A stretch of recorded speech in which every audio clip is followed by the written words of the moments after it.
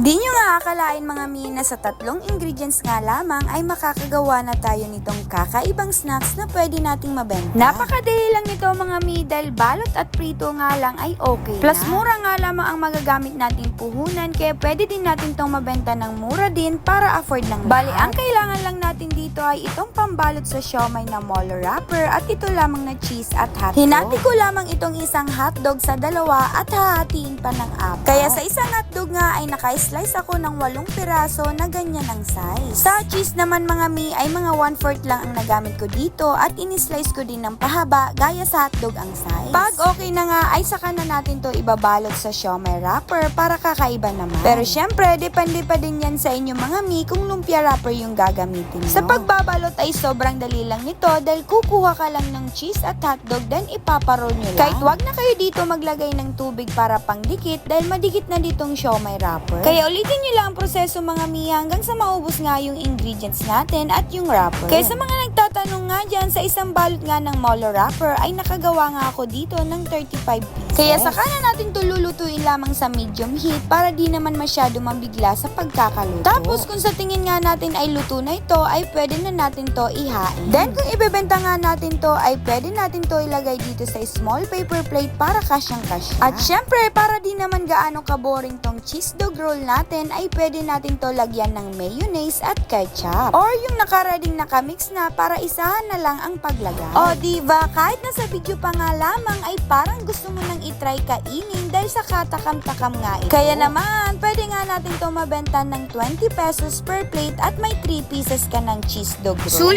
Sulit na ang 20 pesos mo dahil pwede mo na din tong ulamin. Kaya kung gusto nga tong itry ay itry nyo na. Kaya yun lang guys. Thank you for watching. Bye-bye!